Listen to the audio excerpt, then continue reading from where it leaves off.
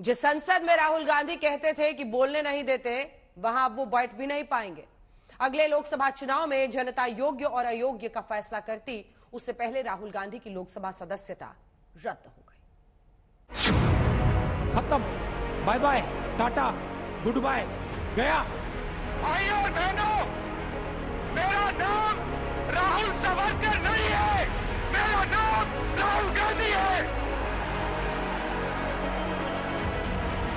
मैं सच्चाई के लिए कभी माफी नहीं मांगूंगा। राहुल जी कहते थे दुर्भाग्य से सांसद हूं, अनफॉर्चुनेटली आई एम एन। सो उनको जो एक दुर्भाग्य लगता था, आज उससे भी मुक्ति मिल गई। योद्धा है, योद्धा है। मेरे भाई को नहीं खरीद पाए और ना कभी खरीद पाएंगे। जातिवाचक शब्द लेके अपशब्द व्यवहार करने का अधिकार नहीं है। कर्म प्रधान विश्व करी राखा, जो जस कीन सो तस फल चाखा। भगवान इनको सुरक्षित रखेगा। मर जाऊंगा मगर माफी नहीं मांगूंगा,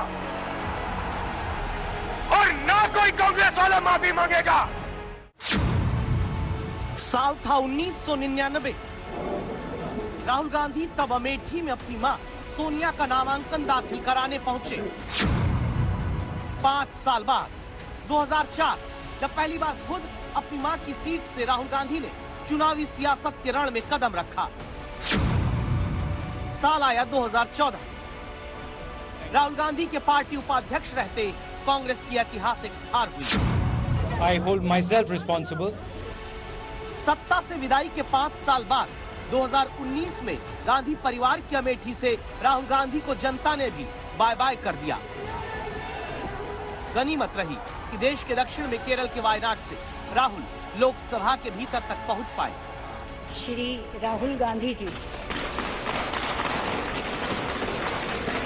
जिस सदन में सत्ता की कुर्सी पर बैठने के आकांक्षी राहुल पूरी जान पार्टी के लिए झोंके रहे, अब उसी लोकसभा से राहुल गांधी की सदस्यता रद्द हो गई। राहुल का अब आगे क्या होगा? आप जानते हो पेशेंट कहां से आई? कांग्रेस पार्टी में 2004 से काम कर रहा हूं। पेशेंस नहीं आएगी तो क्या आएगी? राहुल गांधी को बहुत ज्यादा धैर्य की जरूरत पड़ सकती है। वजह मोदी सरनेम पर 2019 के बयान पर 2023 में मानहानि के केस में सूरत की अदालत ने 2 साल की सजा राहुल गांधी को सुनाई। इसीलिए राहुल की लोकसभा सदस्यता चली गई। अब धैर्य की जरूरत इसलिए क्योंकि राहुल को भी सदस्यता बचाने के लिए लड़ना है। राहुल को वायनाड में उपचुनाव कराने से रोकने के लिए लड़ना है। राहुल को कोर्ट से मिली सजा के खिलाफ लड़ना है। राहुल को जेल जाने से बचने के लिए लड़ना है। राहुल को 8 साल तक चुनाव लड़ने से रोक के खतरे के खिलाफ लड़ना है। राहुल को इस आरोप से भी लड़ना है कि उन्होंने ओबीसी जाति के लोगों का अपमान किया। जिस केस का स्टे कंप्लेनेंट ने खुद मांगा था, 1 साल से स्टे था। अडानी पे जो भाषण दिया मेरे भाई ने, उसके बाद अचानक उस कंप्लेनेंट ने उस केस को जिंदा क्यों किया? ये सरकार अडानी पे जवाब देना नहीं चाहती, डरती है इन सवालों से, इसलिए ये पूरी प्लानिंग के तहत किया गया है ताकि राहुल जी संसद से निकल जाए। देखिए, मैंने कहा है कांग्रेस लड़ेगी, राहुल जी लड़ेंगे, हम सब लड़ेंगे। ये हमारे रगों में जो खून दौड़ता है ना, ये शहीदों का खून है। सुन लीजिए, जिस खून को आप बार बार परिवारवादी कहते हैं, बार बार आप आलोचना करते हैं, बार बार आप शब्द इस्तेमाल करते हैं, ये खून बहा है इस देश के लिए, ये पीछे हटेगा नहीं। हम डरते नहीं है, हम लड़ते रहेंगे और हम खड़े रहेंगे। ये कुछ भी करना चाहे करें, कोई बात नहीं, करने दीजिए। आपदा में अवसर एक सियासी कथन है। राहुल गांधी और उनकी पार्टी को लड़ना होगा, जनता की अदालत में और देश की अदालत में, दोनों जगह। साथ ही राहुल गांधी को और उनकी पार्टी को जमीन पर इसलिए भी लड़ना पड़ेगा ताकि जो विपक्षी पार्टियां हैं वो एकजुट होकर उनके साथ आएं। क्या राहुल गांधी इतनी लड़ाइयां धैर्य के साथ लड़ पाएंगे? आज तक संवाददाता मौसमी सिंह ये सवाल कांग्रेस अध्यक्ष से पूछती है। राहुल जी बड़े धैर्य के साथ, संयम के साथ इसका मुकाबला करेंगे। वो पहले भी करते हुए आए हैं, आगे भी करेंगे। पूरी पार्टी उनके साथ है।